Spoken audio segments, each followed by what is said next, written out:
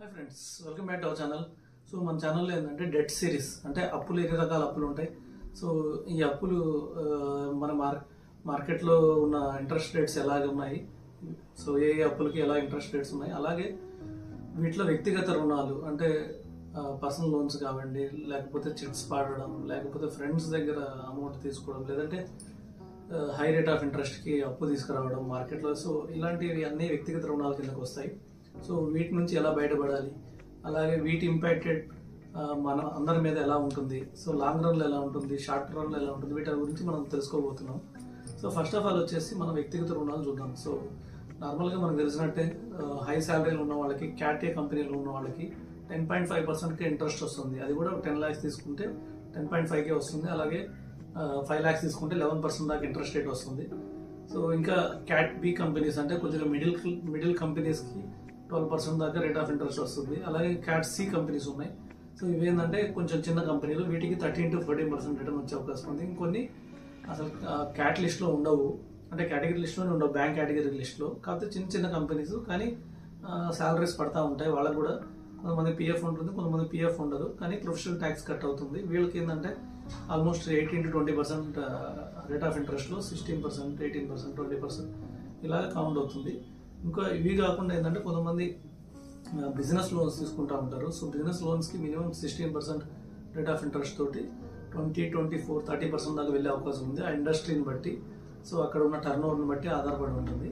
So next వచ్చేసి వ్యక్తిగత రుణాలు ఏంటంటే కొంతమంది రేట్ ఆఫ్ ఇంట్రెస్ట్కి తీసుకొస్తారు. మనకు తెలిసినట్లే ₹1 ఇంట్రెస్ట్ తీసుకొస్తారు, ₹1.50, ₹2, ₹3, ₹5, ₹10 ఇలాగా. సో వాళ్ళ అవసరాలను బట్టి, వాళ్ళ అత్యవసరాలను బట్టి రేట్ ఆఫ్ ఇంట్రెస్ట్ మారుతూ ఉంటాయి.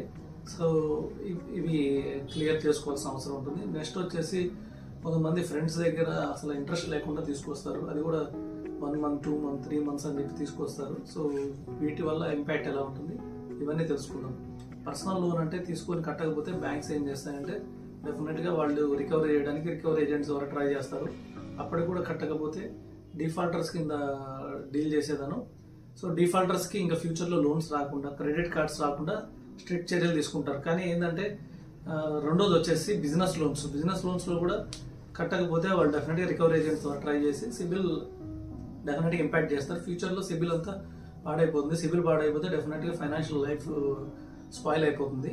సో నెక్స్ట్ వచ్చేసి ఫ్రెండ్స్ దగ్గర చూద్దాం. ఈ ఫ్రెండ్స్ ఇంపాక్ట్ గురించి మనం ఫస్ట్ సిరీస్, యాక్చువల్గా ఇది మొత్తం 10 series చేద్దాం అనుకున్నాం డెట్ గురించి. సో తర్వాత వీటిలో ఎలా బయటపడాలి అనేది కూడా మనం తెలుసుకుందాం. ఫస్ట్ వచ్చేసి ఫ్రెండ్స్ ఇంపాక్ట్ చూద్దాం. చాలామంది ఫ్రెండ్ సర్కిల్ ఏం చేస్తున్నారంటే కొద్దిగా మిస్యూజ్ చేస్తున్నారు. సో మిస్యూజ్ చేసేదాను కొంతమంది తీసుకొని ఇస్తున్నారు, వాళ్ళ గురించి నేను మాట్లాడలేదు. సో మెయిన్ వచ్చేసి ఫస్ట్ ఆఫ్ ఆల్ ఏంటంటే చాలామంది గుడ్గానే ఉంటున్నారు లోన్ తీసుకునేటప్పుడు. తర్వాత ఏమవుతుందంటే వాళ్ళకి లోన్లు పెరిగిపోయి ఫ్రెండ్స్ దగ్గర లోన్ తీసుకున్నారంటే ముందు మార్కెట్లో తీసుకుని అవి కట్టడానికి ఫ్రెండ్స్ దగ్గర తీసుకున్నారు. తర్వాత ఏంటంటే వాళ్ళందరూ మార్కెట్స్లో అందరికీ కట్టేసి, ఎందుకంటే వాళ్ళు అవి కట్టకపోతే రికవరీ ఏజెంట్స్ కానీ, సిబిల్ కానీ, లేకపోతే ఇంటికి గొడవలు రావడం ఇలాంటివన్నీ ఉంటాయని చెప్పి తన ఫ్రెండ్స్ దగ్గర తీసుకున్నారు. తర్వాత ఏమైందంటే ఫ్రెండ్స్కి డెఫినెట్గా వాళ్ళు లాస్ట్ ప్రయారిటీగా లోన్ తీర్చాలంటే లాస్ట్ ప్రయారిటీగా అనుకున్నారు. అంటే ఫస్ట్ వాళ్ళ ఇంటి అవసరాలు, ఫస్ట్ వచ్చేసి ఏదైతే అప్పు తీసుకొచ్చారో హై రేట్ ఆఫ్ ఇంట్రెస్ట్కి వాటికి తీర్చేసి, తర్వాత వాళ్ళ ఇంటి అవసరాలన్నీ తీరిన తర్వాత ఏమైనా మిగిలితే కడదాం, లేకపోతే కట్టాల్సిన అవసరం లేదనే గ్రాంటెడ్గా తీసుకున్నారు. దీనివల్ల చాలామంది ఇబ్బంది ఫీల్ అవుతున్నారు. రీసెంట్గా మా ఫ్రెండ్ సర్కిల్లోనే మేము గేమ్ ఆడే దగ్గర, అంటే క్రికెట్ గేమ్ ఆడే దగ్గర 4 years బ్యాక్ ఒక ఫ్రెండ్ వచ్చి అందరితో కలిసి 1 year బాగా ఫ్రెండ్లీగా ఉన్నాడు. సో అందరితో బాగా ఫ్రెండ్లీగా ఉన్న వాళ్ళకి అందరూ ఒకరు తెలియకుండా ఒకరు అతను క్రెడిట్ కార్డ్ ఇవ్వడం జరిగింది. సో ఆ క్రెడిట్ కార్డ్ తీసుకొని అతను అందరి 1 lakh లిమిట్ క్రెడిట్ కార్డ్ తీసుకొని దాన్ని వాడుకొని ఒకటి కట్టడం, అలాగా 10 క్రెడిట్ కార్డ్స్ని రొటేట్ చేశాడు. తర్వాత ఏంటంటే మార్కెట్లో మనకు తెలిసినట్టే కమిషన్ తీసుకొని, అంటే లోన్స్ క్రెడిట్ కార్డ్స్కి మనకి ఏదేంటంటే 2.5% కమిషన్ తీసుకొని వాళ్ళే పే చేసి మళ్ళీ విత్డ్రా చేసుకునే వాళ్ళు ఉంటారు కాబట్టి అలాగా. సో అది అంత అన్అఫిషియల్, ఇది ఈ క్రైమ్ ఇలాంటివి చేసే వాళ్ళు ఉన్నారు. వీళ్ళ దగ్గర ఏం చేశాడంటే రొటేట్ చేశాడు. తర్వాత ఏమైందంటే క్రెడిట్ కార్డ్ లిమిట్స్ పెరిగి 1 lakh నుంచి బాగా వాడుతున్నాడని బ్యాంక్స్ కూడా ఏం చేసాయి 2 lakhs చేసే, 3 lakhs, 4 lakhs అలా చేసాయి. ఇలా చేయడం వల్ల ఏమైందంటే 4 lakhs ఎవ్రీ మంత్ అతను యూజ్ చేసుకోవడం, మళ్ళీ దాన్ని 2.5% కట్టేసి వాళ్ళ దగ్గరే పే చేసి మళ్ళీ తీసుకోవడం, ఇలాగా అన్ని క్రెడిట్ కార్డ్స్ ఒక 6 months బాగానే మెయింటైన్ చేసి తర్వాత డిఫాల్ట్ చేసి తర్వాత ఎవరికి కనిపించకుండా వెళ్ళిపోయాడు. సో ఇప్పుడు అందరూ ఎవరైతే క్రెడిట్ కార్డ్ ఇచ్చారో 10 మంది బాధపడుతున్నారో అందరూ డిఫాల్ట్ అయ్యారు కూడా, ఎందుకంటే అతనికి టయానికి కూడా కట్టలేదు. సో చాలా మందికి ఏం చేశాడంటే ఓన్లీ మినిమం బిల్స్ కట్టకుండా అలా వచ్చి అందరు సిబిల్స్ నాశనం చేశాడు. ఇప్పుడు అందరు సిబిల్స్ 600 650కి వచ్చాయి వాళ్ళందరికీ. సో ఇలాగా సో వాళ్ళ ఇంపాక్ట్స్లో అందరూ ఉన్నారు. మీరు కూడా ఎవరికో ఫ్రెండ్స్కి ఇచ్చి ఇబ్బంది పడి ఉంటారు. నేను కూడా రీసెంట్గా ఒక 2 years బ్యాక్ ఒక ఫ్రెండ్కి 50,000 ఇచ్చి, సో మళ్ళీ అతను ఏమి ఇవ్వకపోతే మళ్ళీ అతని చాలా ట్రై చేసి ఇవ్వకపోతే రీసెంట్గా అతన్ని కలవడం జరిగింది. కలిస్తే అతను ఇప్పుడే 5 minutes వచ్చి ఇస్తానని చెప్పి పారిపోయాడు. సో మళ్ళీ ఇప్పుడు దాకా రాలేదు. సో అలాంటి సిచ్యువేషన్స్ అంటే అంతకుముందు అతను చాలా గౌరవమైన వ్యక్తి సమాజంలో, కానీ ఎప్పుడైతే అప్పు తీసుకున్నాడో అప్పటి నుంచి మనుషులను తప్పించుకొని తిరగడం, సో ఇలాగ పరువు పోగొట్టుకునే సిచ్యువేషన్కి వచ్చారు. కాబట్టి ఎవరు ఇలాంటి లోన్స్ తీసుకోవద్దు. ప్లస్ ఇచ్చేవాళ్ళు కూడా చాలా స్ట్రాంగ్ ఉండాలి.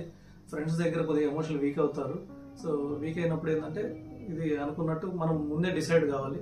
చిన్న అమౌంట్లు ఇవ్వడం బెటర్. ఫస్ట్ పాయింట్ 2000, 5000, 10,000 వరకు ఓకే పోతే పోయిందని ఇవ్వచ్చు. రెండో పాయింట్ ఏంటంటే మనం ఎప్పుడైతే ఫ్రెండ్కి డబ్బులు ఇస్తామో అవి మనం బ్యాలెన్స్ షీట్లో పోయిన కింద రాసుకోవాలి. అంటే లాస్ కింద రాసుకోవాలి. మన ప్రాఫిట్ అండ్ లాస్ అకౌంట్లో లాస్ కింద రాసుకోవాలి.